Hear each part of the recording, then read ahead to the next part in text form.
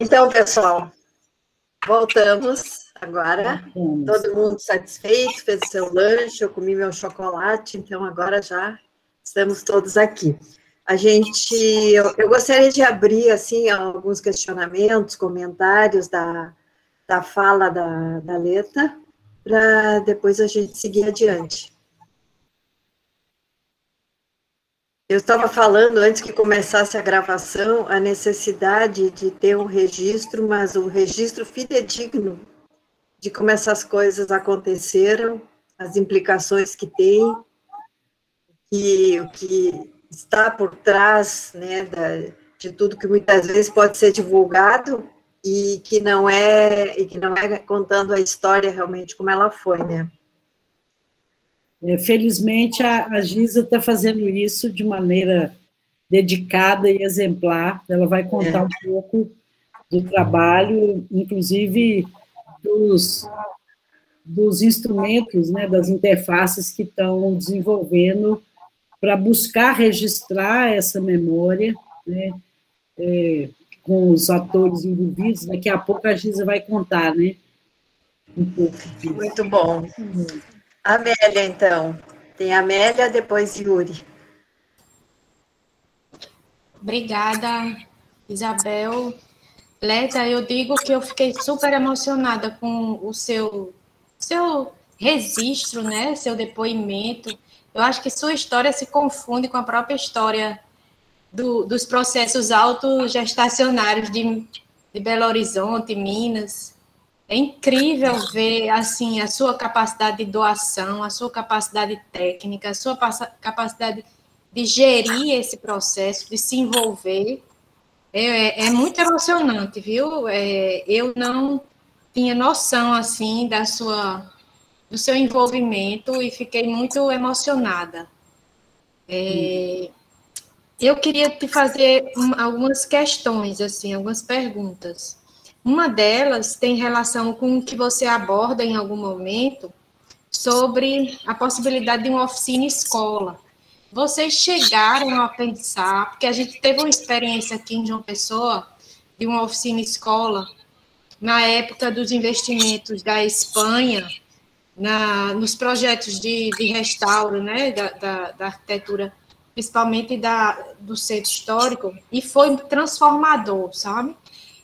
Se vocês chegaram a ter uma consolidação de uma oficina-escola de fato, que pudesse ir formando essa mão de obra envolvida nos próprios mutirões e nos próprios processos de autogestão, de maneira, como é que eu posso dizer, formal, assim, né? Que pudesse ir levando e renovando as pessoas, mas mantendo aquela oficina-escola, talvez até transitória, né? Caminhando com os mutirões e com os movimentos, né? Eu acho que isso também seria transformador, né? A exemplo de várias experiências que você já relatou. A outra questão que eu fiquei super feliz foi como vocês conseguiram driblar da Caixa Econômica a introdução do comércio dentro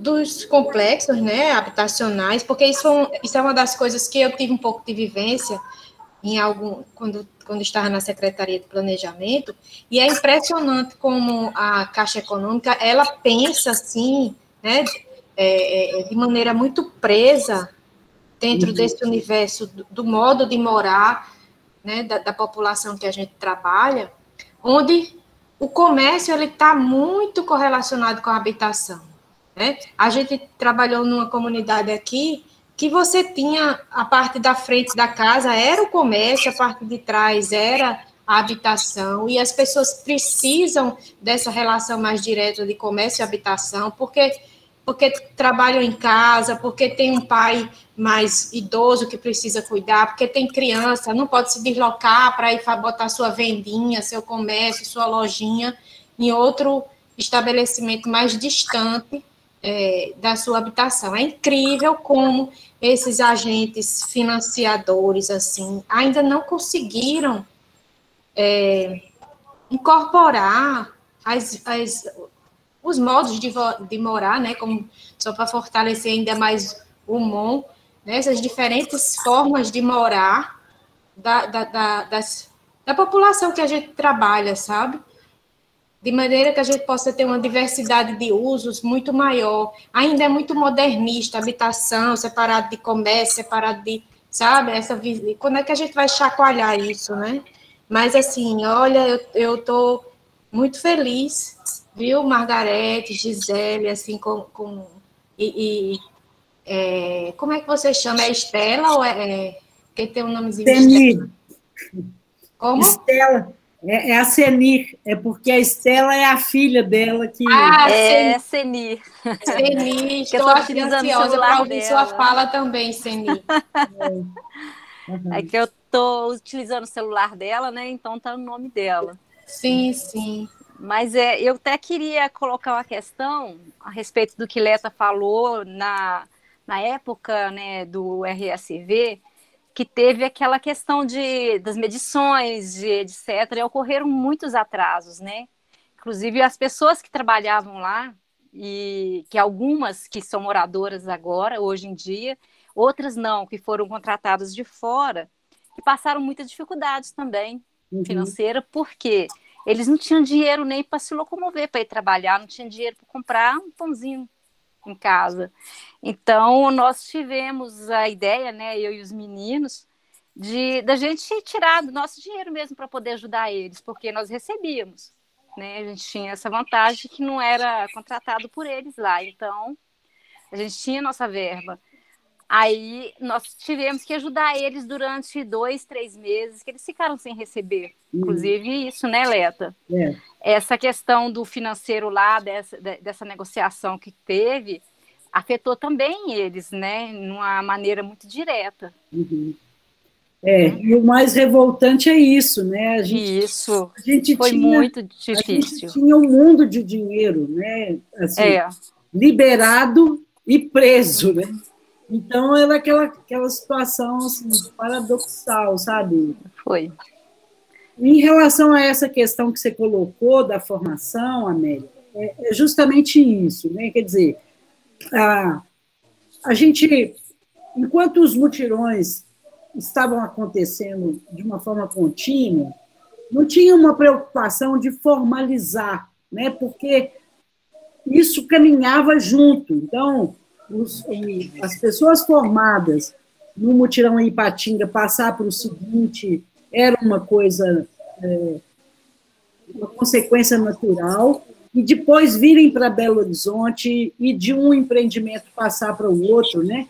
Porque eles vieram para os primeiros empreendimentos e nos seguintes já não precisavam mais, porque já tinha formado uma competência.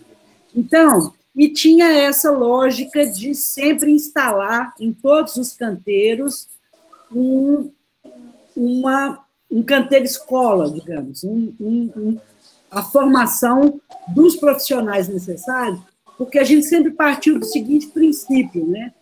A construção civil formal, ela não forma seus trabalhadores, ela não forma. O trabalhador se forma na marra, né? Se a gente for fazer um levantamento de cursos de profissionalização para a construção civil, nós vamos encontrar pouquíssimos, né? E a gente tinha tudo aquilo na mão, né? A gente tinha a possibilidade de fazer os cursos na melhor condição deles, que era dentro dos canteiros. A Seni pode contar um pouco. A Seni, ela, na época, ela não trabalhava com construção. Ela começou a trabalhar e ela virou instrutora de todos os outros que vieram. Então, teve uma época depois que a gente tentou levar isso para os canteiros nos cursos de arquitetura, né? A gente trabalhava na PUC, e aí a gente montou canteiros que a gente chamava de atividade de extensão, canteiros de obras. Depois, começamos a formar, conseguimos financiamento junto a uma associação católica, né? A Ação Social Arquidiocesana, E os alunos do nosso curso eram integrantes dos movimentos de moradia. Foi quando a CENI começou a trabalhar como instrutora nesses cursos. E aí, Sim. os cursos foram crescendo tanto que a gente teve a possibilidade, pelo menos assim, conceitualmente, de formar o que a gente chamava de escola de formação de mão de obra. Porque o contraponto para a nossa formação é ter proximidade disso. Então, a ideia era formar escolas de formação que envolvessem esses alunos dos movimentos de moradia e os nossos alunos da arquitetura. Então, todas as edições que a gente fez do curso Construção e Cidadania, a CENI era instrutora não apenas dos alunos matriculados no curso, que era a gente dos movimentos, depois nós tivemos um outro público de egressos do sistema prisional, mas os alunos da arquitetura também estavam lá. Eles eram os monitores, né? Então, esse ambiente de transformação, de tirar a arquitetura daquele lugar da não materialidade, ele vinha assim, sendo rompido por essas vias. A gente tentou formalizar, não conseguimos. E o fim das experiências autogestionárias aí determinaram também, de certa forma, isso. A CENI, ela continua nessa função com as meninas da arquitetura na periferia, né, CENI? Que são as mulheres das ocupações urbanas de Belo Horizonte, e que Exato. aquela iniciativa permitiu essa continuidade de um processo que eu considero muito rico, né, de envolver pessoas que têm experiência na construção civil, trazendo outras pessoas e repassando esses conhecimentos na lógica do ofício, né, de ser um aprendiz acompanhando a experiência até adquirir sua própria experiência. Né? Isso que você falou dos empreendimentos serem tão enquadrados, isso realmente é um absurdo, é um não perceber as evidências, e no caso do RSV, mais uma vez, demonstrou que isso não onera o empreendimento. Né? As unidades estavam lá, disfarçadas, como vão os livres, né? O custo delas estava no custo das 77 unidades, não impactou esse curso, né? Esse custo, por ser uma unidade, eram 6 ou 7 unidades de comércio, que depois só foram fechadas, né? E nem viraram exatamente comércio, algumas viraram, outras viraram áreas de garagem, alguma coisa desse tipo, mas demonstra que essa rigidez não corresponde nem à necessidade e nem ao argumento de encarecimento por conta disso, né? Mas conta um pouquinho, Ceni, da sua experiência, meu, como desde que você era mutirante aí nessa casa que você está hoje, e até agora as meninas da arquitetura na periferia. Pois é. Mas a minha história é bem curtinha também, né, Leta? Só 23 anos. Só 23 anos. Então, eu comecei como mutirante representando minha mãe, né? Aí, quando Leta resolveu fazer esse cursinho no início do mutirão, né, nas obras, para ensinar mulheres, aliás, ensinar o pessoal a trabalhar, né, com a alvenaria estrutural, que aqui era pouco conhecida, eu acho que quase ninguém conhecia, né, Leta? Uhum. Era uma coisa que não era divulgada ainda. Então, eu perguntei para ela se mulher poderia participar. Na verdade, ela falou assim, não, mulher não pode, mulher deve. Né? Que isso... E ela sempre foi uma força muito grande para mim, né? Aí comecei a fazer um cursinho com ela e depois fiz outros cursos e segui em diante. Mas não é muita coisa, não. Aí fui aos poucos, né, ganhando crédito e sendo apadrinhada por essa pessoa maravilhosa que é Leta. E nisso eu dei sequência ao meu trabalho, pego obras, né, por aqui. E assim vai. E trabalho com as meninas da arquitetura também, que para mim é muito gratificante. E a Ceni, como mestra de obras ou como instrutora, é um estímulo, porque, né, as mulheres olham e falam, é possível, não é? É verdade. Essa relação dela com as meninas na arquitetura na periferia, sempre foi uma coisa, uma sintonia muito boa, por isso, né? Assim, bom, tem ali uma mulher me dizendo que eu posso, então eu vou, não é? Eu acho que isso é um estímulo muito grande. É verdade, eu acho que faz uma diferença, sim, né? Porque elas veem que mulher realmente é capaz de fazer e fazem também, né?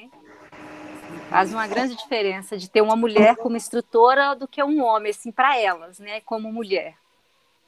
Muito bom, Senir. O Yuri queria também fazer um comentário, Yuri. E na maioria das vezes as mulheres fazem até melhor, com muito mais cuidado, a verdade é essa, né? Também. E o canteiro fica limpinho, gente, é uma maravilha, organizado. Nem sempre, né, Leta? Às vezes a gente bagunça também. Mas é muito bom. Mas depois a gente organiza, né? Eu acho que isso faz a diferença. O sentido de organização, eu acho que ele é mais presente, Senir. Com certeza.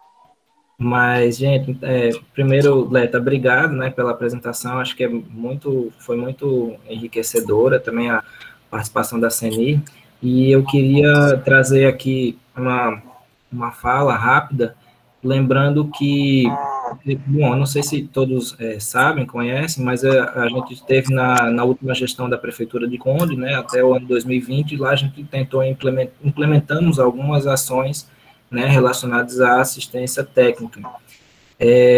Mas aí, antes disso, eu queria lembrar que quando a gente fala de autogestão e até de assessoria e assistência técnica para habitação e interesse social, até historicamente mesmo, assim, dos movimentos e das experiências que a gente vê, a gente sempre falou, ou na grande maioria das vezes, a gente está falando de produção de habitação, né, de produção de novas casas, novos conjuntos, novos edifícios, então, provisão de novas unidades habitacionais. Isso até os maiores escritórios de assessoria técnica, né, que a gente conhece, mais da região sudeste, sul, eles trabalhavam, quase todos eles, mais nessa linha da provisão, né, de habitação. E eu queria chamar a atenção justamente para isso, né, que cada vez mais, de um tempo para cá, e também potencializado pela pandemia, a gente viu que o debate sobre assistência e assessoria vem crescendo, né? Assim, a gente vem percebendo a necessidade cada vez mais urgente de a gente focar nisso também, não somente na provisão de novas unidades. E o relato que eu queria fazer era em cima disso, de que lá na Prefeitura de Conde, a gente, na linha de melhorias habitacionais, que a gente fez, né, um protótipo, a gente teve uma experiência embrião, mas que a gente conseguiu, com a prefeitura, os recursos próprios, elaborar projetos para melhorias habitacionais de uma comunidade definida lá no Conde, e depois de perder os recursos que a gente tinha previsto do governo federal, da FUNASA, por um cancelamento de convênio, né, já no governo Bolsonaro, a gente ficou sem recursos para executar as obras que a gente já tinha os projetos prontos, né? E aí, nesse processo, a gente conseguiu um edital do Conselho de Arquitetura e Urbanismo, que conseguimos um recurso muito pequeno, na verdade, mas que nos permitiu fazer um teste, né? Assim, uma experiência teste embrionária para construir e fazer as reformas que a gente queria de 4 casas, né? A gente tinha projetos para 62, se não me engano, e a gente fez, com os recursos do CAU, executou as obras de 4 casas, as obras de reforma. E eu falei tudo isso justamente para dizer que na nossa leitura lá, concluindo assim, o processo que a gente fez lá, a gente entende que os processos autogestionários, eles se encaixam muito bem de maneira a viabilizar esse tipo de trabalho de assessoria e assistência para melhorias habitacionais, não só para a produção de habitação nova, né? Porque a gente fez um trabalho de credenciamento, né, para contratar os projetos, e na execução, com os recursos do CAU, a gente fez uma parceria com a União por Moradia Popular. Então, eles, por terem já uma entrada muito maior na comunidade, né, já teriam uma maneira diferente de lidar com a comunidade, foi muito mais tranquilo e, na verdade, foi dessa forma que a gente conseguiu viabilizar essas obras. Então, ficou para nós essa experiência de que é muito mais fácil, muito melhor, inclusive o resultado final, se a gente buscar esse processo autogestionário para também as obras de melhorias habitacionais, né? Era só mais esse relato e deixar para ti, Leta, duas perguntas que no primeiro exemplo que você mostrou, eu acho que foi o do mutirão Nova Conquista, né? O resgate do mutirão, me parece. Eu não entendi se essa consultoria que vocês apresentaram de início já foi contratada pelo poder público, ou se vocês já tinham algum tipo de recurso previsto para isso, ou vocês fizeram um trabalho meio voluntário no início para tentar ser contratado depois. Enfim, essa minha dúvida que eu queria perguntar. E um outro questionamento, já estou até me estendendo, mas um outro questionamento que a gente entende, sim, e fica muito claro que esses processos autogestionários, eles são muito mais ricos e tendem a ter um resultado muito melhor, né, em várias questões, das que você já colocou. Mas eu te pergunto, como é que para as comunidades e para as pessoas, beneficiários, né, quando eles escutam a possibilidade de receber ou ganhar, sei lá, uma residência, uma unidade, a partir de um processo gestionário? Porque a gente vê que nas experiências os processos são mais longos do que o normal, né? Então as pessoas elas topam passar mais tempo esperando para ter sua casa, participando e construindo o processo junto, ou prefeririam que já tivesse uma casa pronta para poder ir logo, se mudar logo? Olha, Yuri, primeiro assim, eu sempre achei que a autogestão para melhorias habitacionais e amanhã eu vou estar de novo aí com o Ró, e eu vou falar disso, para a recuperação, reabilitação, intervenções em territórios autoproduzidos, é muito mais adequada, né? Mais potencialmente, inclusive, do que para a construção de edificações novas. Porque, nessa situação, o beneficiário, a pessoa beneficiária, ela conhece bem a realidade, ela conhece bem o lugar, ela conhece bem a construção em si. Então, eu acho ela até mais ajustada para recuperação de áreas já edificadas, né, patrimônios já instalados, do que na produção de habitações novas, porque na produção de habitação nova, todo esse processo de reconhecimento do lugar, né, das nuances, essa coisa da geodinâmica, por exemplo, ela vai ser conhecido a partir dali, né? E quando a gente pega imposições, por exemplo, como da Caixa, que as obras do crédito solidário tinham que ser desenvolvidas em 12 meses, com muita negociação a gente conseguiu estender para 15, né? Isso vira um atropelo, esse tempo necessário para você familiarizar com o sítio, reconhecer as características, às vezes ele é insuficiente. O mutirão Nova Conquista, o mutirão velho, né, ele aconteceu numa negociação entre a associação e a prefeitura. Como a prefeitura não tinha condição de liberar imediatamente o dinheiro para o segundo mutirão, aquele que eu mostrei, negociou-se a possibilidade de recuperar o mutirão velho, porque todo mundo reconhecia que os processos de degradação estavam muito intensos e rápidos, né? Então, a prefeitura liberou uma verba, essa verba a gente pegou e falou, o que nós conseguimos fazer com isso? E a primeira coisa que a gente fez foi contratar uma assessoria do geólogo e a bióloga, porque a gente reconheceu que aquilo estava acima das capacidades da gente, de, né, assim, como contornar um processo tão intenso e rápido de degradação do suporte, né, da base infraestrutural. E foi fundamental, quer dizer, foi uma consultoria que não foi cara, né, assim, na verdade, ela foi, assim, para nós um presente, porque ela nos evidenciou, inclusive, questões relacionadas ao terreno vizinho, né, e o resto do dinheiro a gente distribuiu de acordo com as necessidades. A gente tinha que fazer tantos metros de canaleta, tanto plantio de não sei o quê, tantos recortes, movimentações de terreno, enfim, nós fomos ajustando como se fosse uma planilha de trás para frente. Nós temos tanto, né, o que nós vamos eleger. E, no fim das contas, deu até para fazer coisas que não estavam exatamente previstas, né? Então, foi assim que aconteceu. A consultoria foi quase que um acaso, né, assim, do desespero que a gente estava de não saber como lidar com aquela situação, que era um terreno bastante grande, né, eram 117 unidades, né, tinha problema na encosta, tinha problema no fundo de vale, a gente olhava para aquilo e falava, por onde começa, né? E isso foi, assim, fundamental para nós, sabe como? Amanhã eu vou falar um pouco mais sobre isso, sobre como que essa visão da geologia urbana impactou aquele gráficozinho que eu mostrei, que a gente costuma olhar para a cidade e enxergar só a superestrutura e aquilo que a gente chama de infra, né?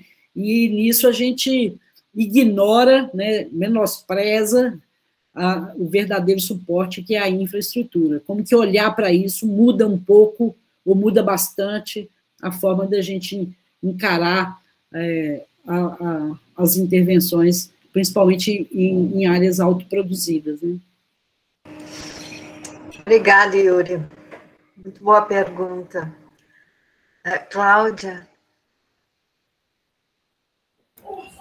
Leta, parabéns. É incrível o porte do trabalho, a dimensão, a garra, né? É uma complexidade incrível e uma força que você passa e transmite na hora que você apresenta o trabalho. Uma coisa que me chamou a atenção, acho que como a Amélia também, essa era a questão do canteiro escola, né? Uhum. E aí tem a ver também com o que Yuri falou, que nas melhorias habitacionais, como é que a gente poderia disseminar mais essas escolas itinerantes, né? E fortalecer realmente, como o trabalho da CENI, essa formação que dá realmente autonomia de fato, mulheres, homens, né? Não só as mulheres, mas para realmente elas terem esse conhecimento de poderem resolver questões que são, com uma boa orientação técnica, numa autogestão, seria possível. Uma coisa também que me chamou a atenção é quando a sua preocupação com a racionalidade e a economia, e eu me lembro das falas anteriores, não sei se foi da Ana, mostrando que o mercado ele não quer economizar, né? Então, para a construtora, tanto faz tá economizar, você está criando até um problema, não é? Porque ele precisa cobrar de novo, é outra história. Então, como é essa distorção, né? É complexo. Então, é exatamente isso, né?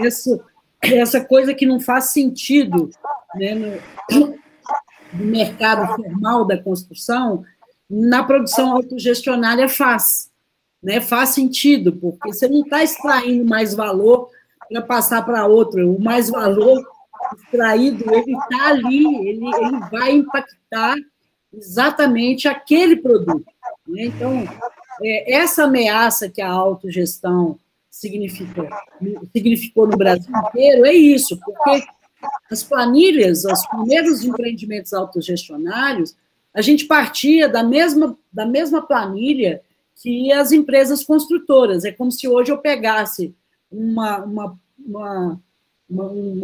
orçamento de uma empresa Minha Casa Minha Vida, com 100 e poucos mil reais, e trabalhasse com ele. E o resultado, né, sempre foram, olhando só para o produto, produtos melhores, né? No nosso caso, conseguimos construir 2 pavimentos em lugar de 1, e mesmo nos outros empreendimentos, algum outro ganho a gente sempre teve. E a questão dos ganhos ao longo do processo, que não são computados. Entregou o produto final, entregou, está lá, ok, né? Aprovou e passou para outro. Mas a gente percebe muito claramente esses ganhos ao longo do processo, né? Então, assim, como incrementar isso para adiante, né? Assim, eu diria que primeiro a gente tem que romper na nossa própria formação, né? Então, os nossos alunos, nós próprios, nos envolvermos com a materialidade da arquitetura, né, da produção de edificações ou de espaços, né, espaços urbanos, e, enfim, da cidade, né, incorporar isso como uma função nossa, eu acho que é um passo, né? Os outros passos é essa disposição de ir para campo, né, se formar e formar outras pessoas em campo.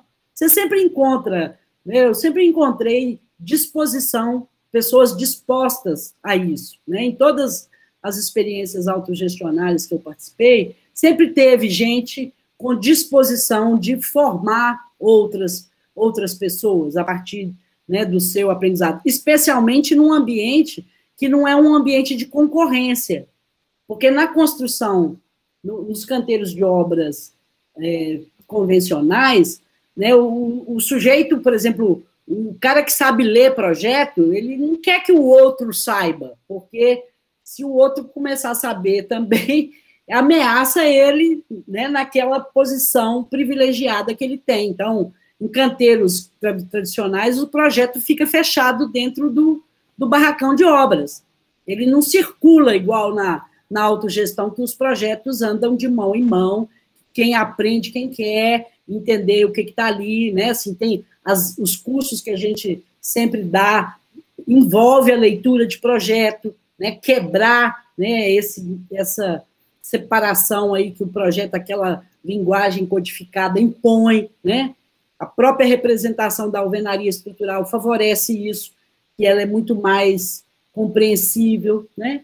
Então, sim, realmente, como quebrar essa inércia que nós nos colocamos de novo é complicado. Agora, quando a coisa já está acontecendo, isso acontece com uma naturalidade, Cláudia, assim, é impressionante como é que as coisas vão, né, passando de uma experiência para outra e vai num crescendo, enfim, né? Obrigada. Tem uma pergunta no chat do Davi. Pode falar, Ana. O Davi, que pôs uma pergunta no chat sobre o pós-morar, o pós-morar e como que se faz o pós-morar, ou se para evitar a periferização, né? Ou se é a prefeitura que faz. E são duas coisas muito diferentes, né? Uma coisa é um acompanhamento de uma coisa como Ipatinga e outra é o crédito solidário, que nem aconteceu. Uhum. Eu nunca participei dessas, nem dos formais, né, do pós-morar formal. No pós-morar informal, sim, porque em todas essas experiências a gente acaba fazendo amizades e conhecendo pessoas e retornando nos lugares, né? Eu realmente não sei falar qual que é, né, assim, a metodologia do pós-morar, como que eles agem, quais são os efeitos. Talvez a Seni, você teve acompanhamento pós-morar aí, Seni?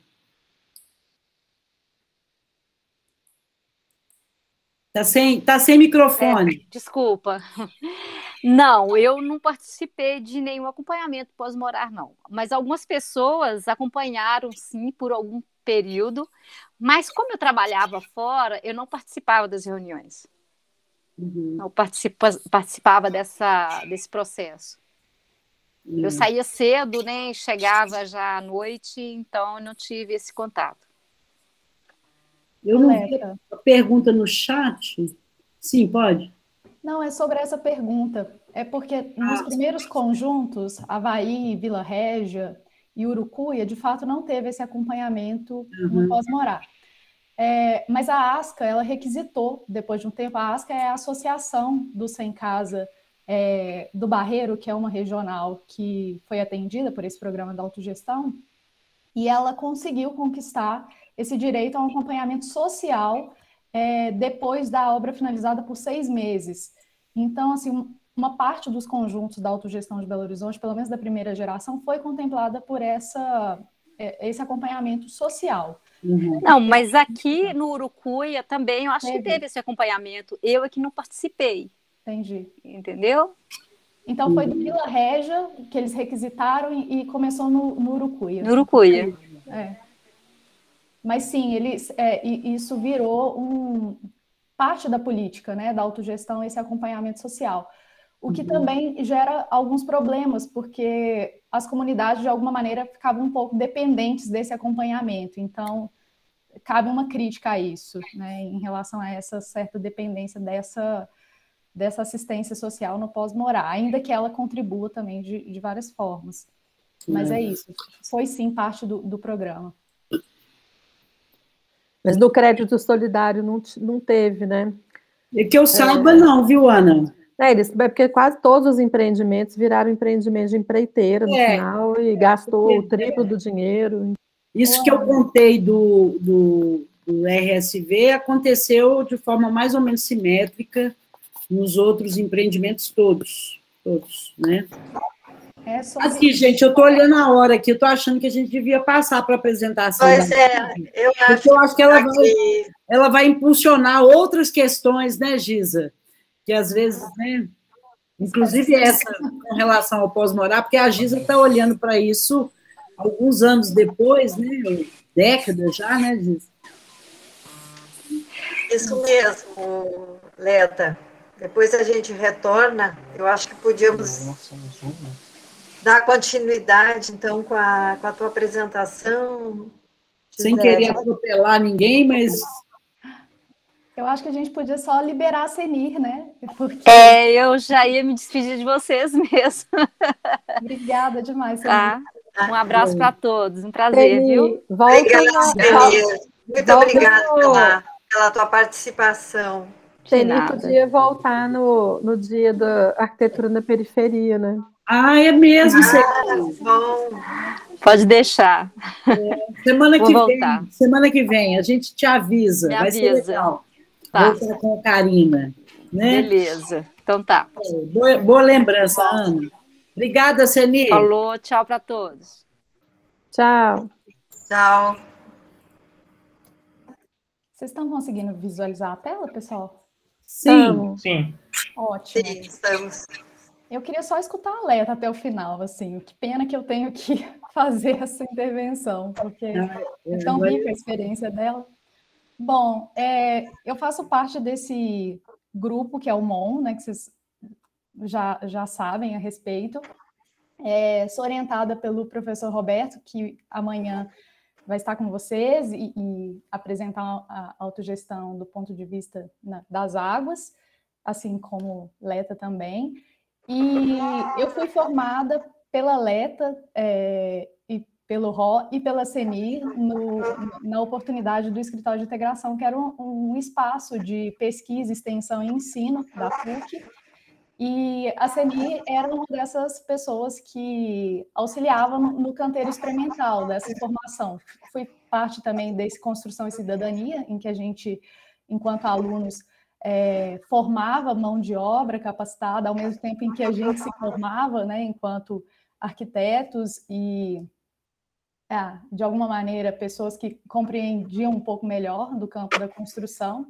Então, a minha noção da autogestão vem das experiências da Leta, da Senir, mas eu não participei ativamente, eu falo de fora, né, dessas experiências.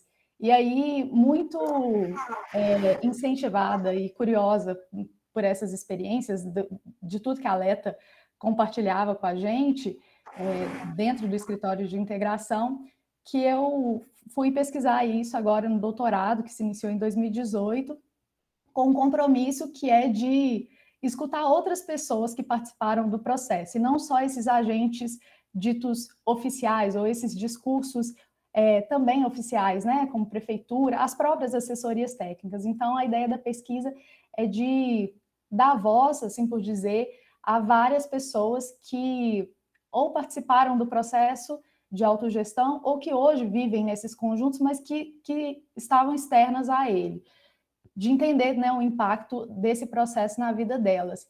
E a ideia não é de restringir a pesquisa apenas aos produtos, ou seja, aos conjuntos propriamente ditos, à edificação, mas ao processo como um todo, né? Então, eu vou explicar um pouquinho do método que a gente está utilizando para resgate dessa memória, mas partindo de um pressuposto de que essa história da produção de moradias por autogestão de Belo Horizonte, né, que é o recorte que eu estou fazendo dentro do doutorado, ela aponta para um outro modelo de arquitetura de interesse social, que não esse da heteronomia, do canteiro separado, da expropriação do trabalhador.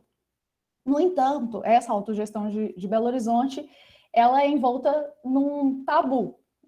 As pessoas não falam acerca dela, mesmo dentro da academia, a gente escuta muito mais da experiência de São Paulo, que obviamente é emblemática e importante, e de forma alguma eu quero diminuir a importância, né? O João vai falar para vocês dela essa semana, mas a gente não conhece a experiência belo-horizontina, né? Dentro da UFMG, dentro da PUC, se não fosse a Leta fazendo esse exercício, provavelmente pouquíssimas pessoas saberiam a respeito. Então, a ideia dessa pesquisa é um pouco isso, assim, fazer uma discussão em torno dessa produção autogestionária, que é permeada por contradições, entraves, inúmeras dificuldades, porque é aquilo que a Leta mencionou no começo, é uma autonomia imposta pelo poder público, né? É uma autonomia que é atribuída dentro de uma política pública, então isso por si só já é contraditório, né? Falar de autogestão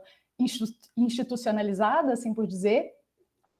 No entanto, a gente entende que ela tem diversos potenciais, como a Leta mostrou nessas experiências de Patinga e de Belo Horizonte, que são invisibilizados, apagados, e a própria prefeitura, ela não tem isso registrado, sintetizado, né? São obras públicas, isso deveria estar mapeado. E para acessar essas informações, a gente tem muita dificuldade de pedir informações básicas mesmo, do custo dos empreendimentos, das associações que foram envolvidas em cada um deles, e eles dão como desculpa de que isso aconteceu há muito tempo atrás, sendo que o último conjunto foi construído, finalizado em 2012, então nem tem tanto tempo assim, mas é um sintoma disso, né? Dessa invisibilização em torno da autogestão, desse possível apagamento da história, e não só da história da produção né, material desses conjuntos, mas do trabalho humano mesmo, desses procedimentos.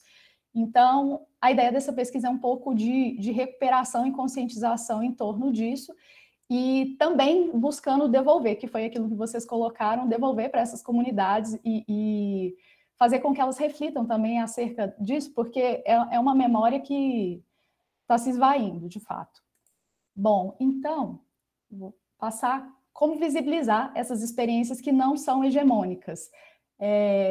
Nessa pesquisa que eu faço parte, a gente tem duas frentes de trabalho. A primeira é esse levantamento colaborativo, que é uma espécie de mapeamento da autogestão e de outras ações que a gente está chamando de ações com outros sinais de autonomia, que são essas ações que eu disse contraditórias, mas que, de alguma maneira, buscam romper esse quadro de desqualificação generalizada das experiências hegemônicas, num contexto latino-americano. Então, a gente enviou uma pesquisa para universidades e faculdades de arquitetura, urbanismo e geografia do país inteiro, tentando ter respostas acerca dessas produções, que não só essas emblemáticas que a gente conhece, que acaba reproduzindo apenas elas.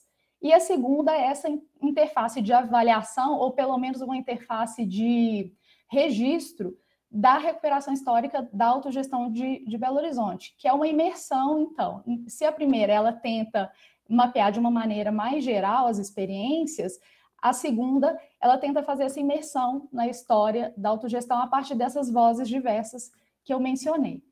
Eu vou correr, gente, para a gente ter um tempinho de debate, mas vocês podem interromper a qualquer momento. Bom, então, para dar conta dessas duas frentes, tem a tese, né, que eu estou denominando Outros Canteiros, a Leta já falou a respeito dela, mas a partir dela outras atividades surgiram.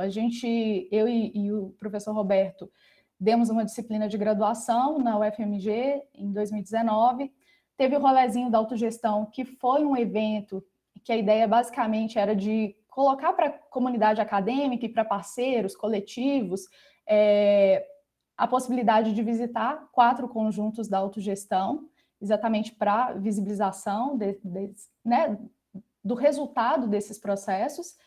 E hoje em dia a gente tem um projeto de extensão que vai se desdobrar num projeto de pesquisa, que é a interface e o levantamento colaborativo das experiências propriamente.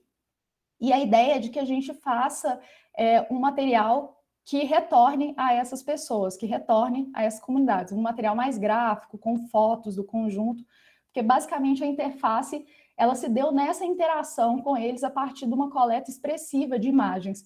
Então, todas essas imagens que vocês viram no começo desses slides da Leta são referentes a essa coleta de informações. Então, tem um registro fotográfico bastante importante que, de alguma maneira, passa por quase todas as etapas, desde a mobilização até a obra finalizada desses conjuntos. E aí, então, aqui é só para ilustrar esse levantamento colaborativo, né, que a gente enviou essa pesquisa para as universidades.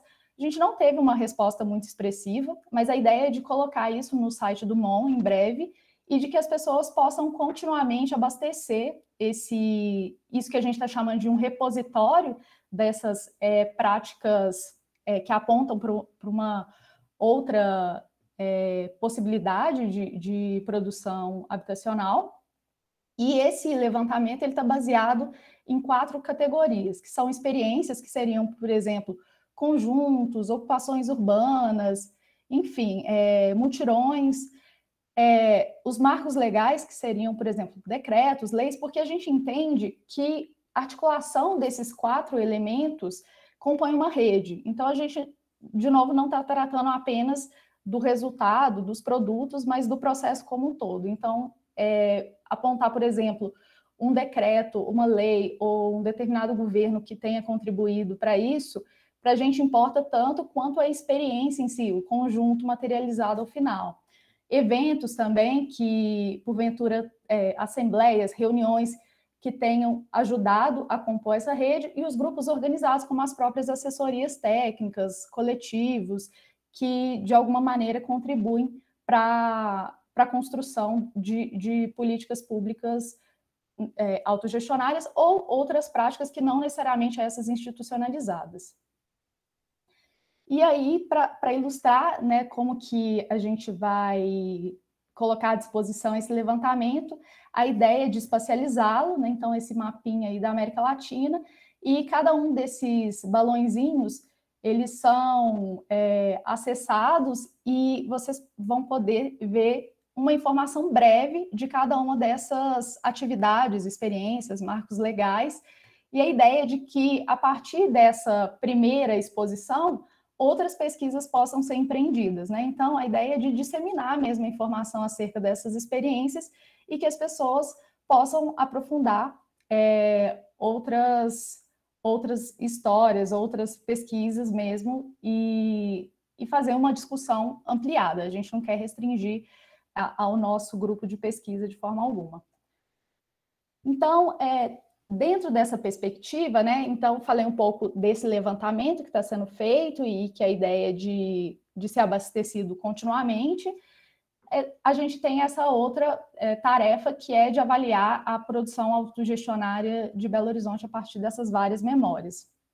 Para isso, a gente tem essas 5 estratégias, né? A primeira é a pesquisa documental histórica, então levantar mesmo os registros de documentos, diários de obra, reportagens, enfim, todo o material que a gente conseguir acerca disso, até para contrapor esses registros oficiais com esses registros orais, essa memória que as pessoas têm do processo, um mapeamento dos atores desse processo, quem são eles, qual a posição e os recursos que ocupam, né, que é muito aquela perspectiva da professora Silke, fazer uma escuta apurada das narrativas dessas diferentes pessoas que compuseram esse arranjo, visitas de campo para avaliar hoje como estão esses conjuntos, e não apenas os conjuntos, mas como se estabelecem os grupos sociais que compõem ele, e uma análise crítica do arranjo produtivo e não apenas dos produtos, ou seja, não apenas das obras ou da construção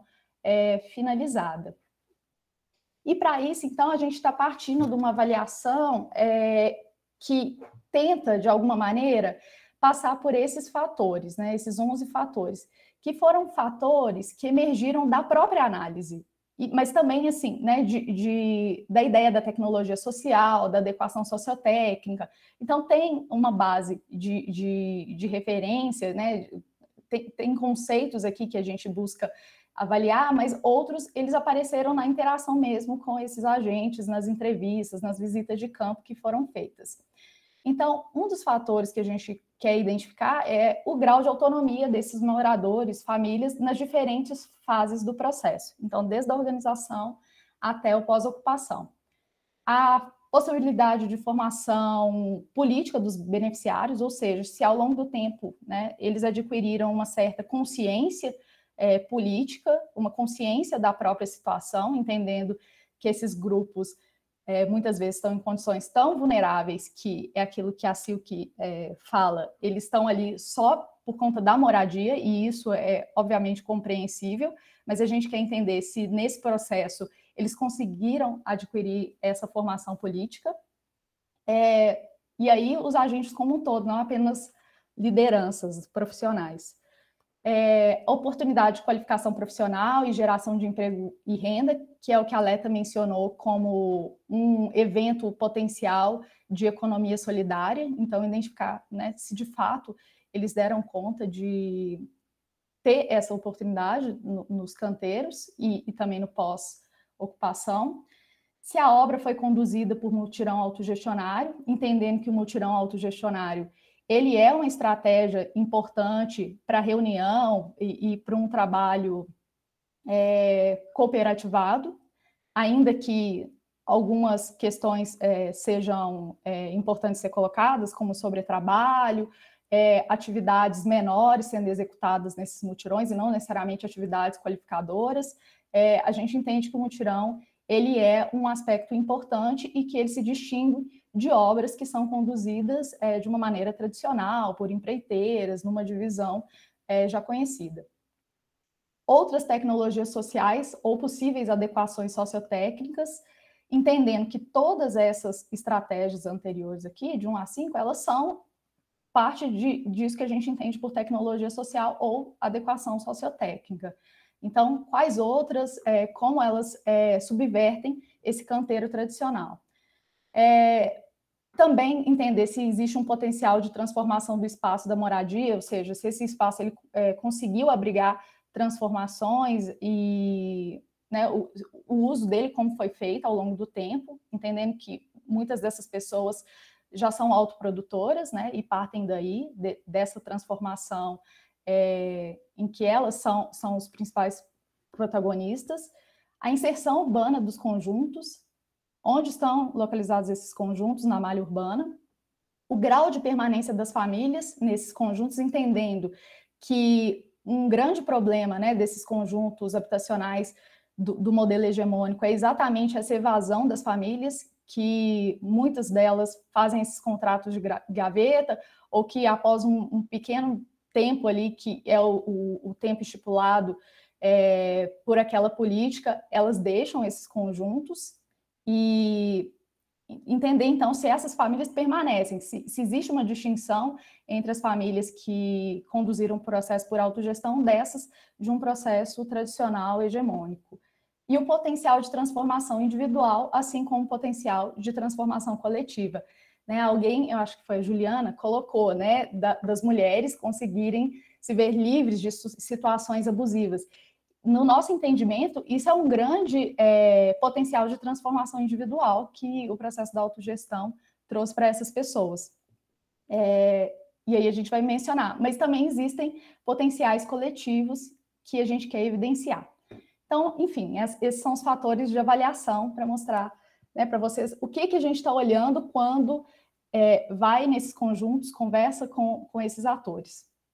Bom, e aí essa interface de avaliação ou de registro, que passa por uma pesquisa documental histórica e pelos estudos de caso, com pesquisa de campo, entrevistas, aplicação de questionários, ele dá conta dessas duas fases. A primeira, que é a recuperação histórica do processo, que está dividida nos momentos de organização, projeto e obra, e a avaliação em loco, que é essa avaliação que eu disse, né, da transformação dos espaços, da inserção urbana, das ações comunitárias que sobrevivem ao tempo, ou que, na verdade, são transformadas, são novas ações que são conquistadas, o grau de permanência das famílias, o rebatimento do processo na vida dessas pessoas. E essas 4 etapas a gente está chamando de arranjo produtivo, ou do processo como um todo, entendendo que ele é complexo, né?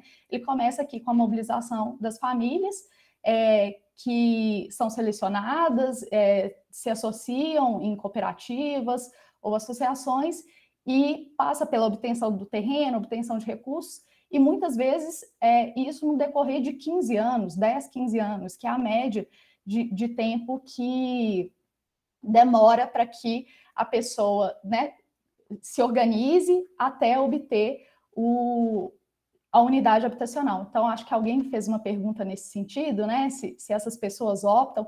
Eu não sei se elas necessariamente optam, mas elas entendem, sim, que é um processo longo, mas que tem aspectos virtuosos. Então, para dar conta, né, disso tudo que eu estou falando, a gente partiu desse levantamento preliminar, que tratou de entrevistas exploratórias, que é de conversas mesmo para situar, entendendo que a gente está fora, né, do processo de autogestão, que, no meu caso, eu não compus uma assessoria técnica e os demais envolvidos também não. A gente começou conversando com essas pessoas-chave, ou seja, esses especialistas. Então, no primeiro momento, a gente conversou com Leta e com outras assessorias, ou pessoas que representaram projetos de pesquisa, que apoiaram esses empreendimentos. Na sequência, a gente fez entrevistas narrativas um pouco mais profundas, aí já com lideranças locais também, lideranças dos movimentos também. Então, aqui, vocês vão visualizar quem são os atores que estão sendo escutados em cada uma dessas fases.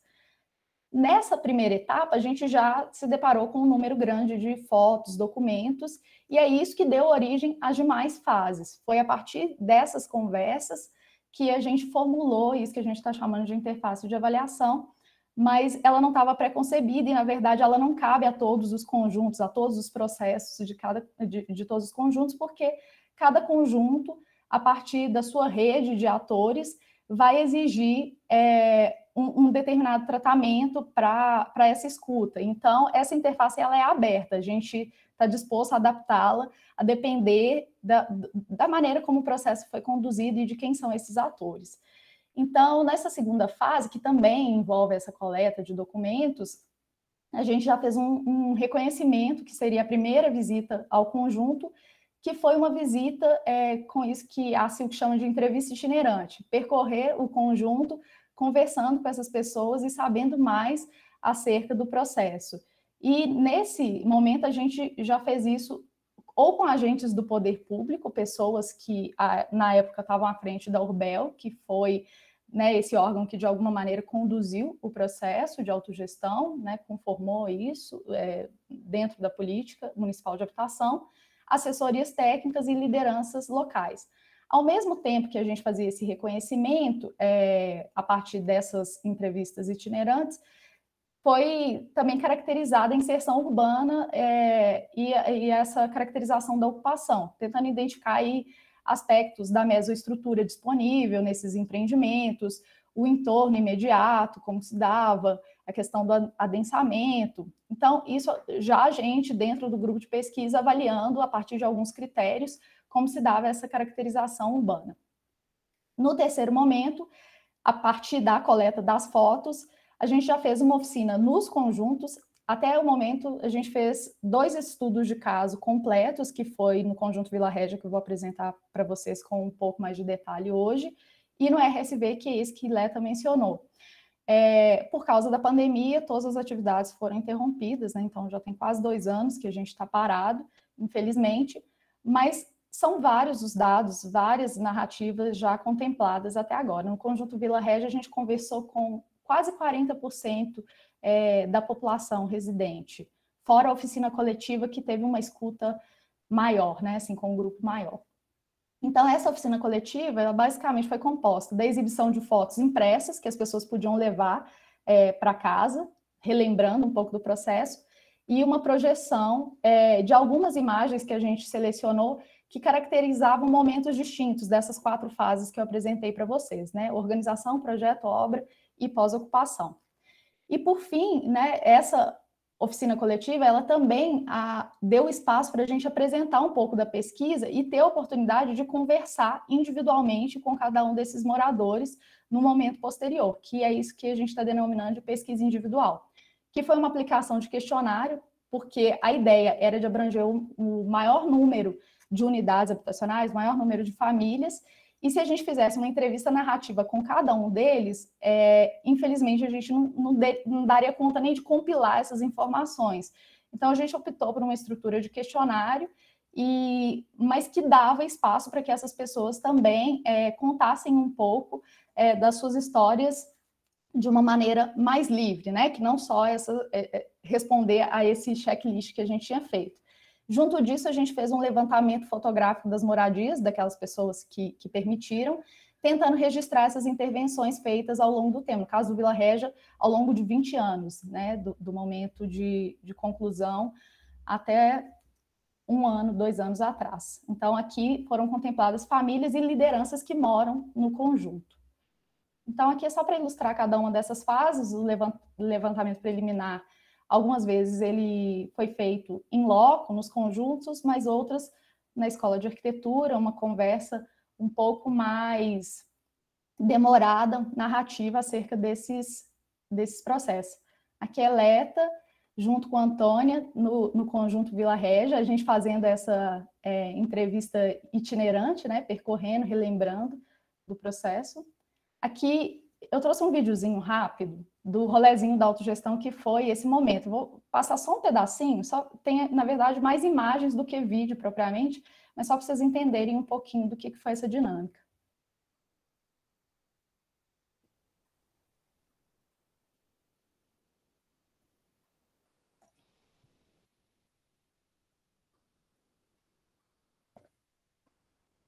Pode deixar, eu compartilho.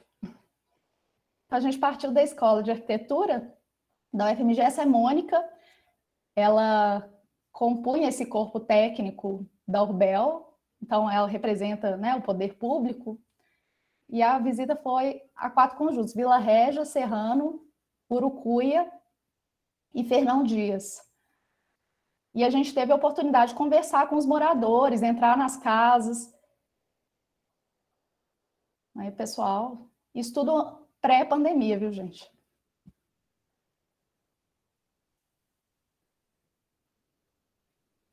No Serrano, a gente foi recebido com um café da tarde, essa conversa aí debaixo da árvore. As pessoas guardam, né, então, memória a partir dos registros fotográficos.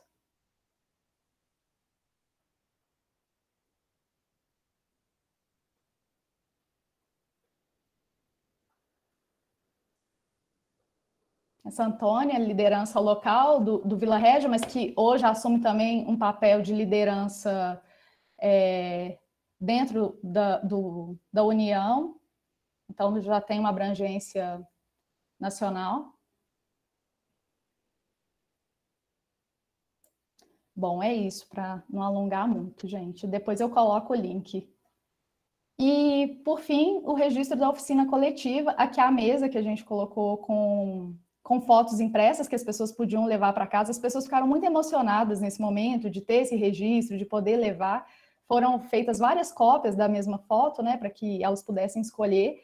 Algumas pediram mais cópias, mostrando assim que o processo, de alguma maneira, é guardado por eles com alguma afetividade, né, que eles entendem aquele processo como positivo, pelo menos foi o que nos pareceu. E teve uma boa adesão, essa conversa, né? Não foi previamente divulgada, a gente só montou ali uma estrutura até um tanto improvisada, vocês estão vendo a gente mesmo iluminando com o celular o local.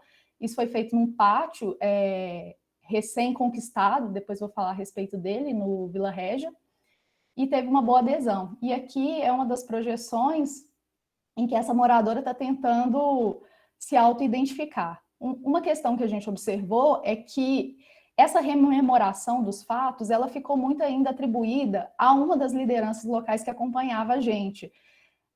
A gente não sabe se porque eles entendem que essa liderança tem mais conhecimento que eles e atribui a essa pessoa esse papel, ou se de fato, assim, eles não lembram desse processo de uma maneira tão profunda. Mas eu acho que a primeira hipótese, ela é um pouco mais verdadeira, porque depois, conversando individualmente, eles relembraram diversos fatos e contam histórias aprofundadas da autogestão. E aí a pesquisa individual é só para mostrar rápido esse questionário, ele é muito maior do que isso, mas existe um questionário para cada modalidade de entrevistado, né? Então, um questionário para as lideranças, um questionário para os moradores que foram beneficiários do processo, trabalharam como mutirantes ou não, e um questionário que abrange os moradores que não participaram do processo, ou seja, que se mudaram posteriormente à conclusão do processo autogestionário.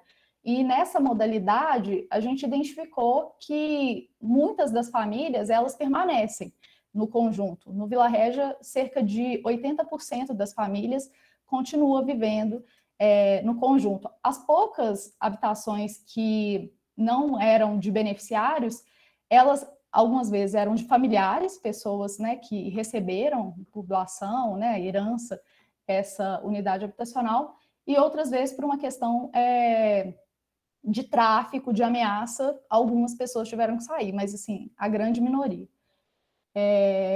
E aqui, só para passar brevemente, o histórico da política municipal de habitação, entendendo que a gente está tentando mapear tudo, né? No início dos anos 90, em Belo Horizonte, não havia política municipal voltada à habitação, ou seja, não existiam regras, diretrizes ou recursos específicos para esse fim, né, de atendimento às famílias pobres. Em 94, tem a criação da Política Municipal de Habitação de Belo Horizonte, com a implantação de programas, tanto para os assentamentos existentes, quanto para novas construções. E aí, uma crítica, inclusive, a essa modalidade da autogestão é que ela abrangeu apenas novas construções, ela não teve essa modalidade de assentamentos existentes, que, inclusive, estava previsto dentro dessa política municipal, mas a autogestão ela ficou restrita aos novos conjuntos.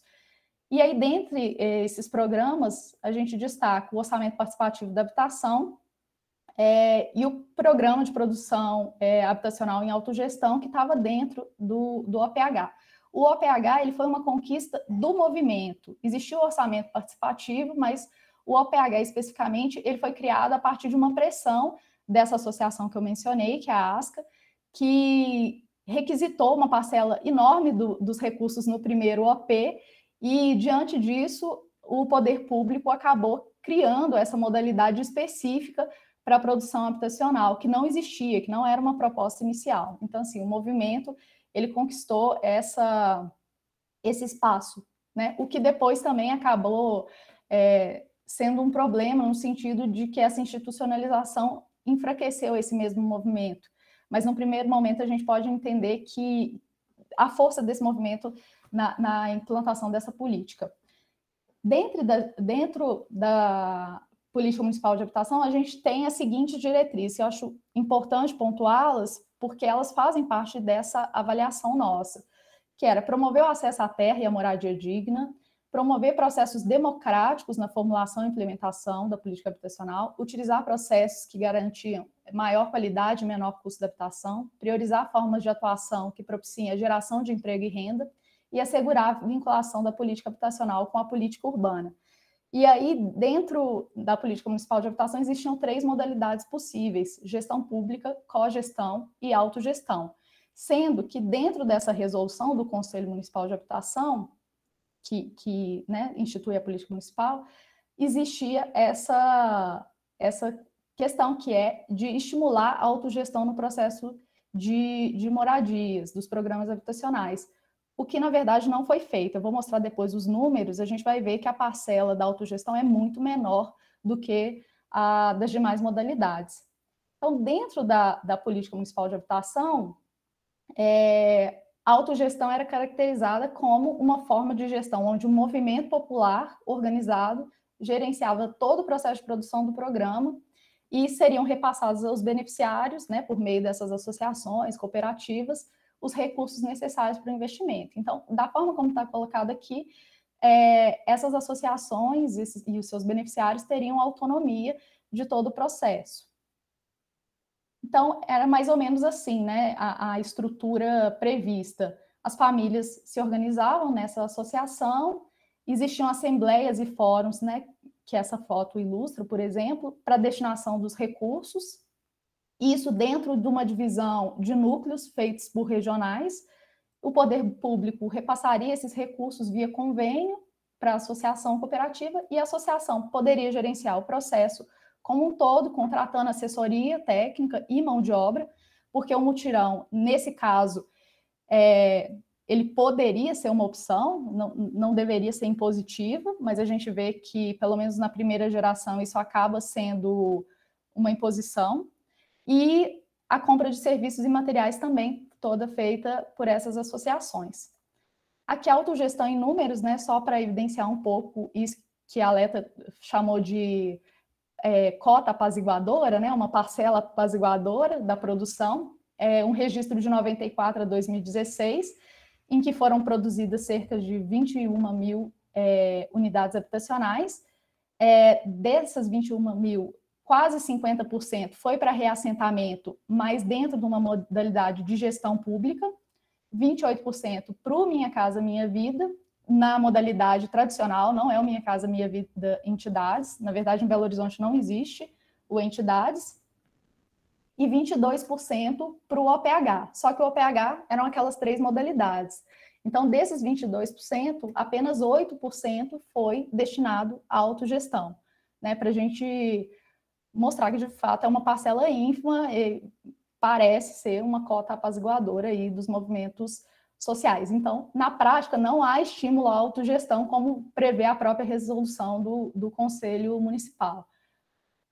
Gisele, você tem os números de esses 8% foram lá no inicinho, tipo a distribuição ao longo do ano, dos anos?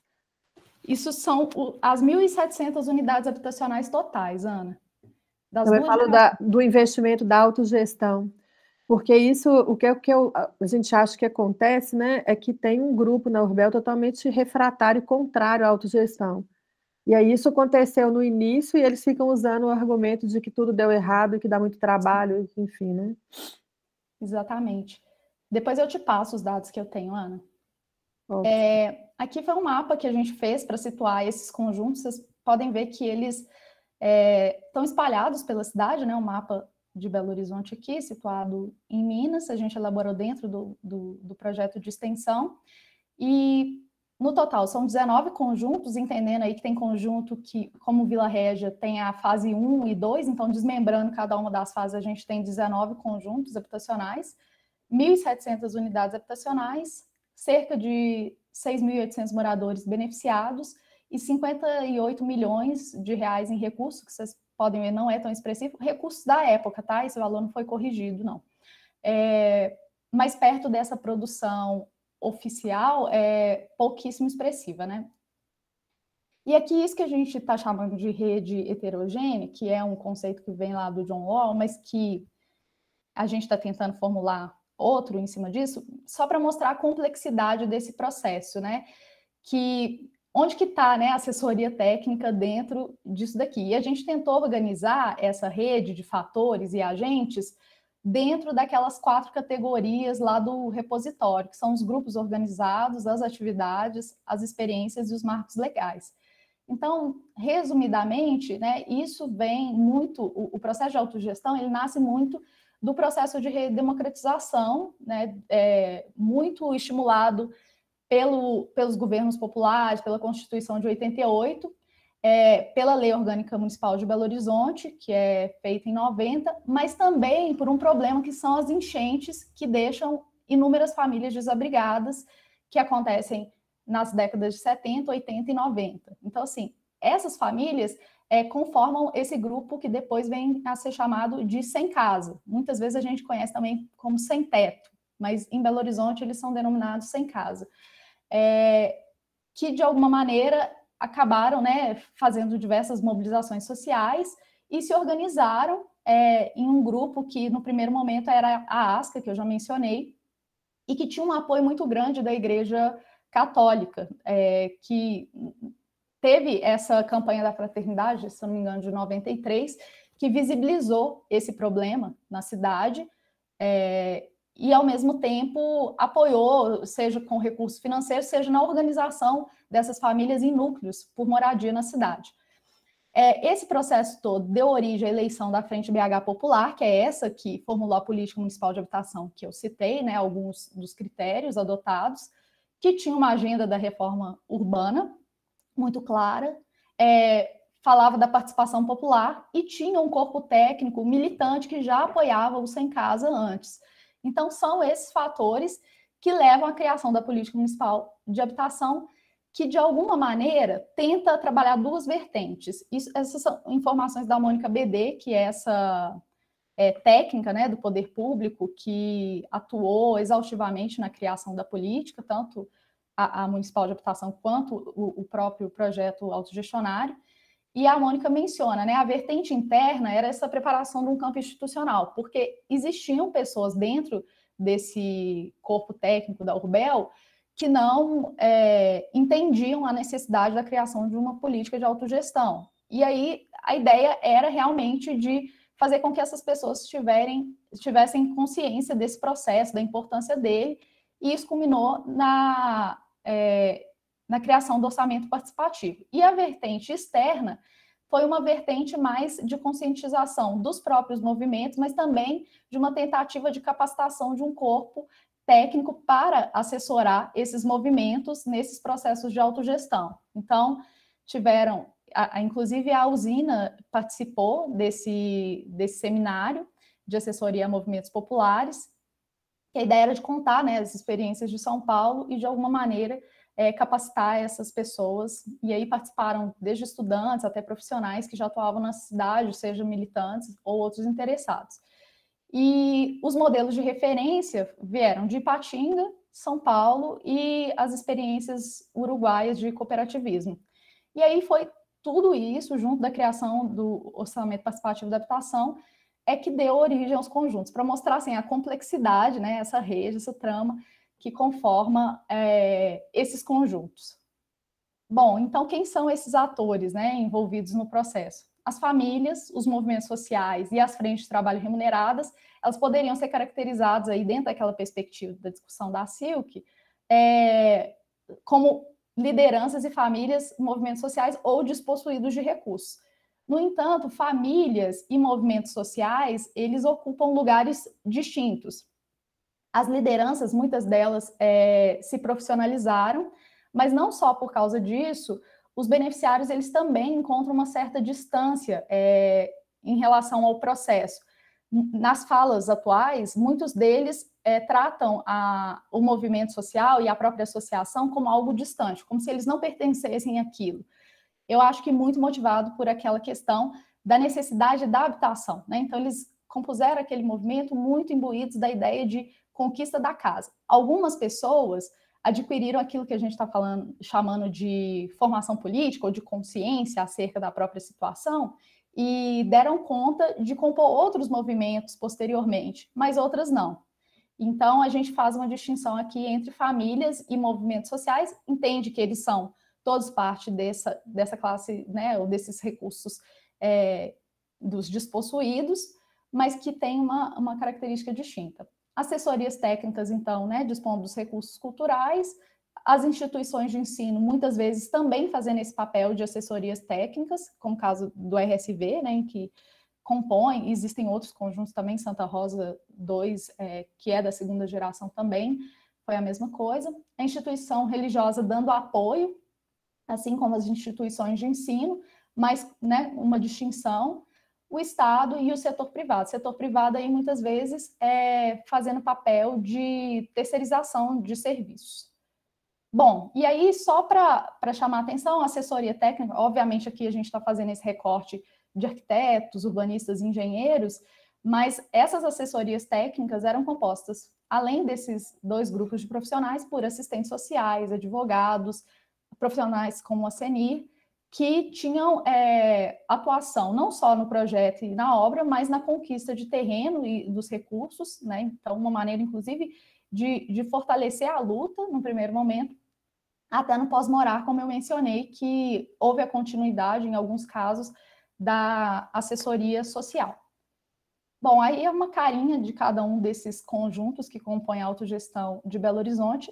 A primeira geração é essa geração que foi feita apenas com recursos municipais do OP ou do OPH, então, né, recursos aí que não vinham de nenhum fundo federal, e a segunda geração numa parceria do Orçamento Participativo da Habitação, já acessando recursos do Crédito Solidário, que ao mesmo tempo foi o fim da autogestão, como o Leta falou bem no início. E aqui eu vou expor rapidamente um pouquinho do caso Vila Régia.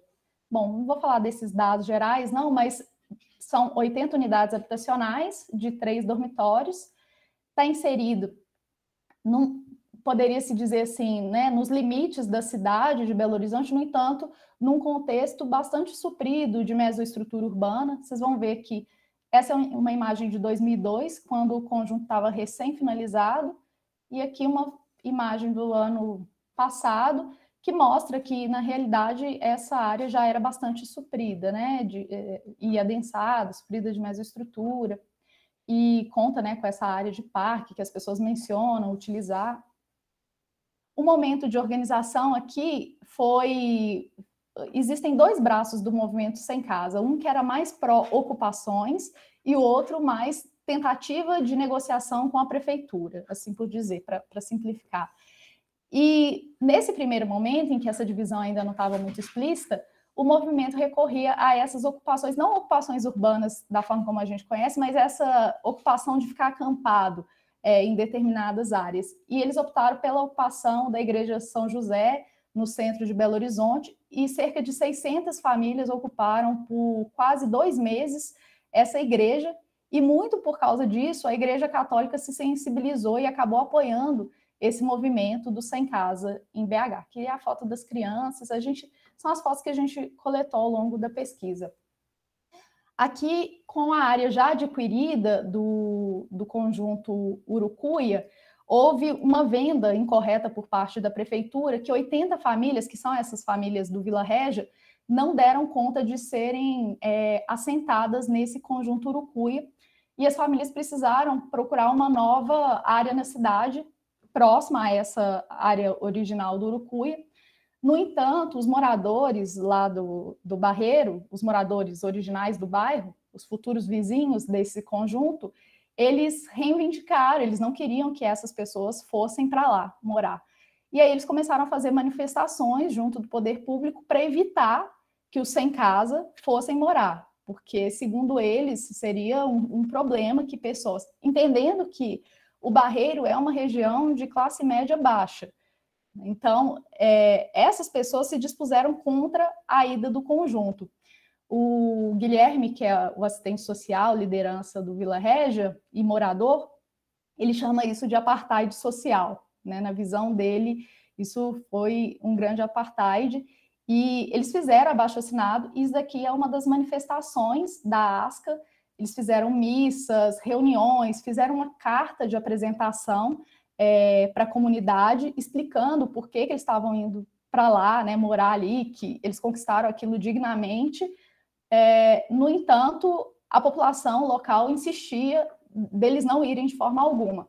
E aí precisou da intervenção do prefeito, do então prefeito, que foi o Patrus Ananias, desse governo progressista, né, da agenda da reforma urbana, ir até o local e pedir para que essas pessoas tivessem consciência acerca disso, inclusive ameaçar. E a partir disso é que as pessoas, de fato, conseguiram conquistar pela segunda vez o terreno que elas tinham obtido dentro desse processo da autogestão. E aí as assessorias também e a própria associação tiveram um papel importante nessa reafirmação dessa comunidade no conjunto.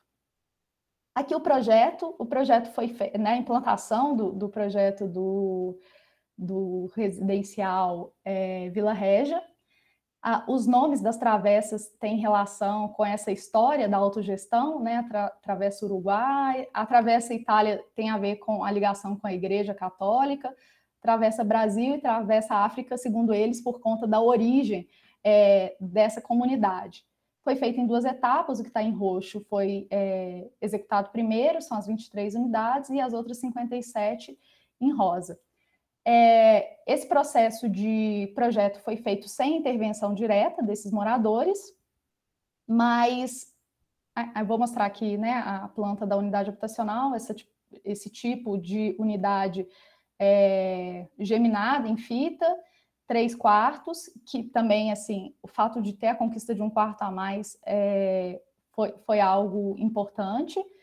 E, basicamente, as pessoas não compreendiam, ainda que tenham havido algumas reuniões para apresentação desse projeto, uma das moradoras me disse, durante as entrevistas, que entendia que aquilo seria um ninho de guacho, uma expressão para dizer que era muito pequena a habitação, porque ela não compreendia. Então, no segundo momento, a autogestão ela passa por essa ideia de tratar o projeto também, mas na primeira geração, o projeto era feito sem qualquer intervenção, participação desses futuros moradores. A obra, com as assembleias que aconteciam aos finais de semana, os mutirões ocorriam aos sábados e domingos, exceto pouquíssimos feriados, então as pessoas trabalhavam exaustivamente nessas obras. Existia uma assembleia de começo dos trabalhos para repassar as obras que foram feitas ao longo da semana pelas frentes de trabalho remuneradas. Aqui, o protótipo que a Leta mostrou, né, do CICAL de um lado e dos IMIX-Valemix do outro, que deu nessa disputa para votação do sistema. Aqui a irracionalização do sistema da CICAL, que foi um dos motivos para a escolha do outro, né, os IMIX-Valemix. Agora, tem que se dizer que, até hoje, algumas dessas pessoas, porque esse bloco dos IMIX-Valemix, ele é composto de escória de alto forno. Até hoje, algumas pessoas ainda têm dúvidas sobre a qualidade, entendendo aí que o processo, ele também passa por essas contradições. Nem todos eles conseguiram compreender, de fato, do que se tratava. Então, aquelas pessoas que votaram contra esse sistema, até hoje, elas têm desconfiança. Falam que o tijolo é cancerígeno, e aí a gente pergunta, mas alguém ficou doente? Não, não ficou, mas é péssimo. Então, é uma desconfiança que foi guardada e não foi resolvida. Aqui, uma alteração que não foi prevista em projeto, mas que a partir da visita dessa comunidade ao conjunto de Ipatinga, o 1º de maio, os beneficiários requisitaram esse arco aqui, que nessa imagem das crianças, que foi incorporado no projeto do Vila Régia abaixo da escada. Então, foi uma mudança que não foi de projeto, mas de obra, mas que teve interferência dos moradores a partir dessa visita ao conjunto. Então, eles tinham essas visitas para entender de perto, visualizar de perto os ganhos da autogestão. Conversando com esses moradores, visitando essas obras, eles requisitaram essa intervenção. Aqui os mutirões. O mutirão e a autogestão propriamente é uma luta feminina, porque essas mulheres tentam conquistar a casa muitas vezes para os seus filhos, e essa emancipação ela foi conquistada por várias delas, é aquilo que a Juliana colocou, né? Conseguiram se ver livres de situações abusivas. A creche também como um equipamento importante nesses mutirões, aqui é só para expressar, né, as mulheres no canteiro. Atividades diversas que incorporavam, inclusive, pessoas mais idosas. O canteiro da festa, né, a gente não vê esse tipo de atividade num canteiro tradicional, das celebrações diversas. O canteiro do conflito, isso daqui é uma imagem que a prefeitura queria interromper o processo de autogestão já lá na primeira geração, dizendo exatamente que as pessoas não estavam conduzindo bem o processo, que a medição estava incorreta, mas nesse momento ainda existia uma mobilização e as pessoas deram conta de dar continuidade à autogestão. O canteiro das oportunidades, né, que é essa formação que a CENI recebeu e que mudou a vida dela e que hoje ela capacita outras mulheres ao exercício, aqui um curso de instalações prediais fornecido pela UFMG. E no pós-ocupação, só para registrar essa frase, mais autogestão, menos mutirão, que virou o lema da segunda geração da autogestão, que as pessoas tentavam tratar a autogestão não apenas como um sinônimo de mutirão, né, tentando romper com essa ideia de que a autogestão é essa gestão do processo de uma maneira comum. Aqui é só um registro de que as pessoas, ao longo do tempo, elas foram incorporando as áreas públicas aos seus lotes individuais, como, por exemplo, essa casa aqui, então, toda essa área em que a setinha está mostrando, ela acabou, que era uma área para todos, ela acabou sendo incorporado, entendendo aí que a gente está dentro, né, de uma sociedade da mercantilização e que vai incorrer num individualismo, e isso é esperado. E o Chico de Oliveira fala que isso são comunidades ilusórias, né, que elas se rompem no finalizar da obra. eu acho incorreto isso, porque fica parecendo que essas comunidades, elas estão vivendo num mundo à parte, né? Que eles não estão submetidos às características de uma sociedade capitalista. Então, esse tipo de coisa vai acontecer. Aqui um pouco de uma imagem que foi no registro da primeira visita que a gente fez ao conjunto, em 2018, e já em 2019, a conquista desse espaço público aqui, que é uma pracinha que ainda ia receber alguns outros equipamentos, através de um outro instrumento que foi o Orçamento Participativo Obras. Então, conquistas coletivas também foram adquiridas ao longo dessas experiências. E aqui um pouquinho do uso e da ocupação, as diversas intervenções feitas na unidade habitacional. E aqui só uma provocação, que é uma fala que eu extraí dessa roda de conversa Ocupação é uma Luta, que está nesse livro, não são só 4 paredes e um teto, que é do pessoal também da Escola de Arquitetura, que é dessa Luda Andara, né, uma liderança de uma ocupação, que diz: na periferia, a gente precisa muito mais de advogado do que de arquitetos. As nossas casas já são construídas desde sempre sem o auxílio desse profissional. E uma coisa que eu costumo falar é que esses profissionais, chegando nas comunidades, precisam ter clareza disso. São bem-vindos, mas não são essenciais, porque eu percebo que muitas das vezes as pessoas que vêm da academia para poder fazer esses trabalhos vêm como salvadores, se achando os detentores do conhecimento. E quando a gente olha para essas comunidades, a construção dessas casas pode até ser precária, mas são feitas com estruturas resistentes. É só uma provocação aí para os futuros assessores técnicos. Obrigada, gente.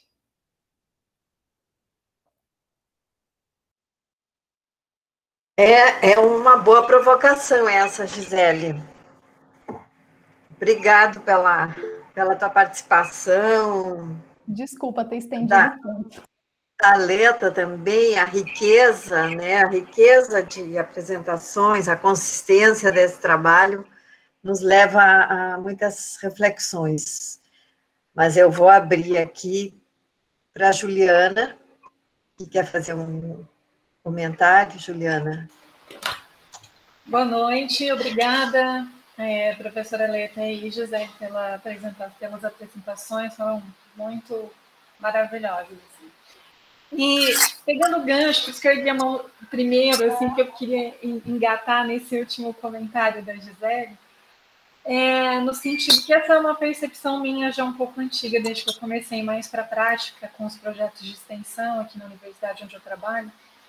E aí a gente tem procurado muito defensoria e ministério para estar atuando junto com a gente. Eu queria saber, dentro das experiências de vocês, como que essas parcerias estão, se elas acontecem, se nesse caso que a professora ela comentou, se teve alguma participação do Ministério da Defensoria aí nesse processo com a Caixa Econômica, enfim, uma curiosidade minha, porque eu estou enfrentando isso, tentando essas parcerias agora junto com o pessoal da coleta seletiva, os catadores aqui do município onde eu estou, e está sendo um processo muito novo para mim. Queria saber um pouco de vocês, assim, se vocês conseguiram em algum momento esse apoio de Ministério e Defensoria Pública ou outros órgãos aí públicos, né, nesse sentido. Obrigada. Juliana, no caso daquele empreendimento que eu falei, do RSV, eu cheguei a procurar o Ministério Público, mas não encontrei receptividade. Mas depois, quer dizer, mais recente, de uns 10 anos para cá, a gente tem trabalhado muito junto com o Ministério Público e Defensoria nas áreas de ocupação, das ocupações ou de favela ou das ocupações urbanas. Eles têm sido parceiros importantes assim, na resistência, né? Inclusive, junto com o Ministério Público, amanhã eu vou falar um pouquinho disso, a gente conseguiu desenvolver um projeto que chamava PAACA, né? Programa de Apoio a Ações Autogestionárias, né? Comunitárias e autogestionárias em áreas de ocupação de favelas e ocupações urbanas. Mas não nessa fase da produção habitacional por autogestão, não, né? Mas são bons parceiros, assim, se você conseguir encontrar, né, nesses lugares pessoas que se colocam a serviço, né, dessas demandas, sempre para nós realmente tem sido até hoje, né, uma parceria muito boa. Embora, né, a Defensoria Pública, né, de Direitos Humanos, o Ministério Público, tem muita demanda. As demandas chegam, principalmente essas figuras que abraçam as causas, né, as demandas que chegam a elas são muito maiores do que elas dão conta, né? Então, a universidade tem tentado trabalhar junto com eles, no nosso caso, Arquitetas Sem Fronteiras também, mas a demanda é realmente muito grande e às vezes eles não dão conta. Mas eu acho que é um dos lugares onde a gente consegue algum apoio, sabe?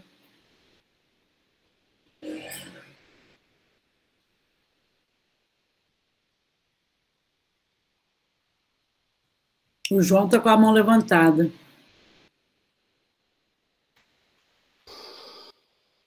Boa noite. Achei que eu estava com o microfone ligado. João. Boa noite, todas, todos. Boa noite, Ró.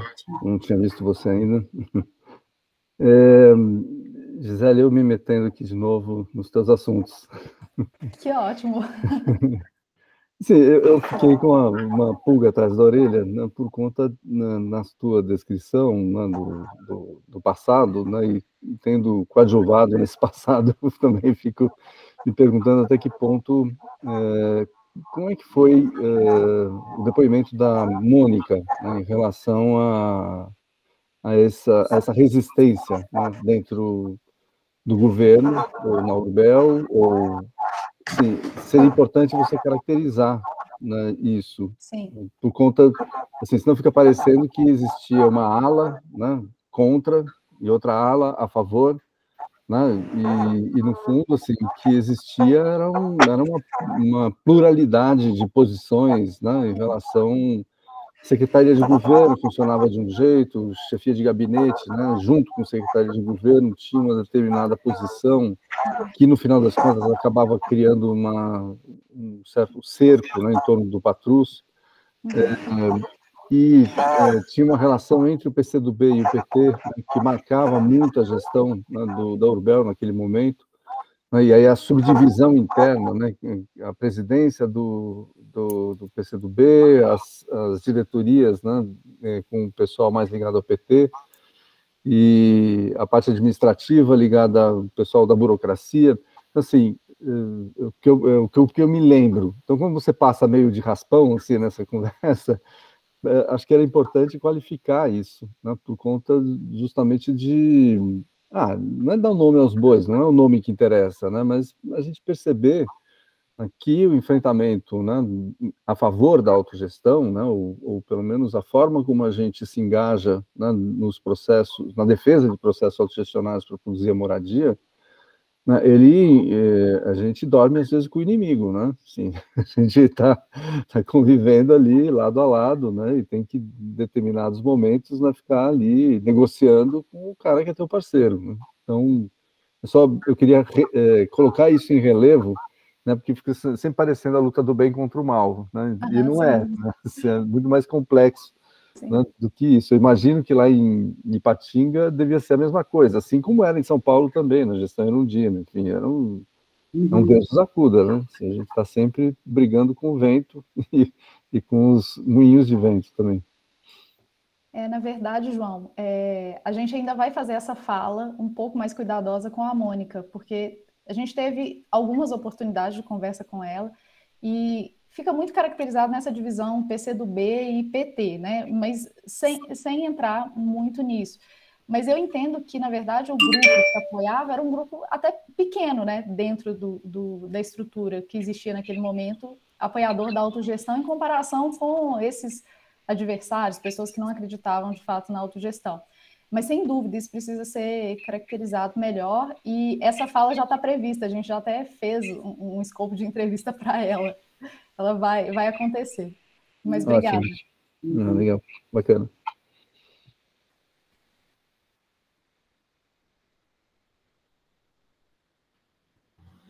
Então, esse componente, né, da estrutura política que abarca, eu acho que entremeia todo esse trabalho que é apresentado. Eu acho que tanto no caso da Gisele, como no caso da Leta, para mim fica muito claro que não dá para ter uma ingenuidade, mas que a nossa estrutura capitalista é que muitas vezes determina o andamento dos trabalhos. Quer dizer, a população quer, ela tem condições de se organizar, a assessoria, aos poucos, vai experimentando maneiras e processos de poder trabalhar em conjunto com a população, e eu acho que no caso da Leta ficou muito claro, quer dizer, quando a liberdade era maior, em termos de burocracias, de cobranças pelo poder público, a qualidade do trabalho, a qualidade de vida das pessoas, a qualidade do trabalho técnico deslanchou e andou. Quer dizer, na medida que vão sendo criadas assim, empecilhos burocráticos, financeiros, para o andamento desse trabalho, então, aparentemente, as assessorias e a comunidade parece que não vão podendo assim, ter uma ação conjunta e atender a questão da autogestão. Então, acho que isso está tão claro que está me levando, quer dizer, estou retornando ao módulo 1, né? Quando o módulo 1, que foi um módulo mais filosófico, mais conceitual, mostrando a questão dos grupos sociais, a estrutura do sistema capitalista, dos atores, de como as coisas funcionam, e assim me lembrei, né, a pergunta do Yuri. Então, a gente não tem ação, quer dizer, então a gente não vai poder trabalhar, quer dizer, se aquela desesperança, e aí ele disse que eu dei uma esperança, mas a esperança é justamente ter em mente que a gente está numa estrutura que, de um modo geral, ela vai atrapalhar esse trabalho da assessoria técnica, por uma questão ideológica, por uma questão estrutural, e que parece que a ação da assessoria técnica das comunidades é ir encontrando brechas, maneiras, estratégias de ir trabalhando com isso, enquanto tiver suporte emocional, eu acho, para poder continuar.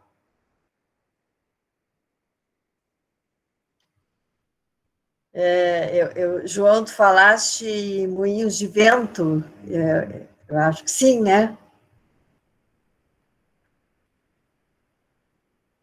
É uma luta que, de certa forma, um fórum como esse, que é um fórum de aprendizado, de troca de experiências, são momentos que dão suporte a uma resistência para continuar acreditando que é possível.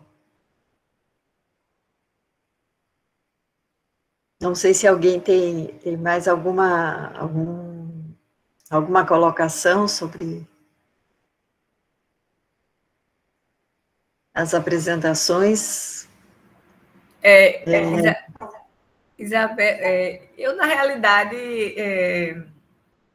não tenho uma colocação sobre tantas questões, mas é porque uma coisa me chamou a atenção num projeto. Eu estou olhando agora uma questão bem projetual da implantação do Vila Regia, é o nome esse, que na implantação das casas tinha uma pracinha bem pequena e uma área enorme de estacionamento, e aquilo ali ficou assim, é uma questão que não está sendo debatida, a questão projetual, mas eu disse, como é isso, né? Não entendi ali, muito, Ali, na verdade, Cláudia, era o lugar do centro comunitário. O centro comunitário, ele ocupava, o projeto ocupava quase toda a área, né, com uma grande cobertura. Na época da obra, não tinha recurso destinado a ele, tinha o espaço e o projeto. Teve essa decisão de economizar o dinheiro das instalações provisórias e construir uma parte dele, né, para funcionar, e como de fato funcionou, como escritório de obra, almoxarifado, etc. E depois, ao longo do tempo, eles iriam conseguir recurso para terminar a construção. Só que a área foi apropriada, teve uma época muito pesada lá no Vila Régia, a disputa do território, até a Giza falou que teve família que teve que sair, a disputa com os meninos do tráfico, né? E aí o conjunto de famílias resolveu demolir aquela parte que estava construída. Demoliu, né? E aí virou só um grande estacionamento. É aquela primeira imagem que a Giza mostrou. E agora, mais recentemente, eu até nem conheço isso, eu vi pelas imagens da Giza, eles estão tentando reapropriar do espaço, né? E aí, imaginei, quando eu vi aquela imagem, que está tendo uma negociação entre ter um espaço, né, como uma praça e manter espaço para os carros, né? Eu não sei bem como é que está sendo isso. Mas no projeto original, ali tinha um centro comunitário que ocupava toda aquela área, uma área fechada, coberta, e a outra área coberta, mas aberta, sabe? Que não chegou a ser construída. Essa imagem, Cláudia, na verdade, do estacionamento com a pracinha pequena, foi feita por nós, do grupo de pesquisa, assim, com essa intervenção já, não é do projeto original.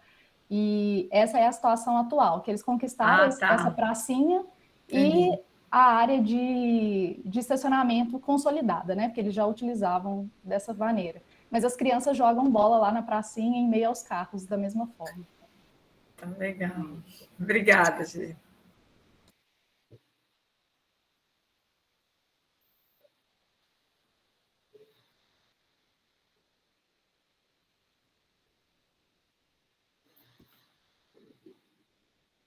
Bom, pessoal, a gente já está ultrapassando o nosso horário das 22 horas. Acho que deve estar todo mundo cansado. Estamos todos, né, um pouco cansados. Mas eu gostaria de agradecer demais, né, a Giza, a Leta, a participação de todos que estão aqui, Roberto, João, Juliana, e sintam-se todos abraçados, e a gente retorna, então, amanhã, né, dando continuidade a esse módulo, a essa discussão. Então, bom descanso, né? Realmente são reflexões instigantes. Quer dizer, mas não reflitam demais agora, vamos todos descansar e nos guardar para amanhã. Ok. Obrigada, pessoal. Até amanhã. Tchau, gente. Tchau, boa noite para todos. Tchau, boa noite. Abraço. Beijos. Valeu. Isabel, pode desligar a gravação? Tchau, tchau, gente. Boa noite. Tchauzinho. Beijinho. Amélia, deixa ela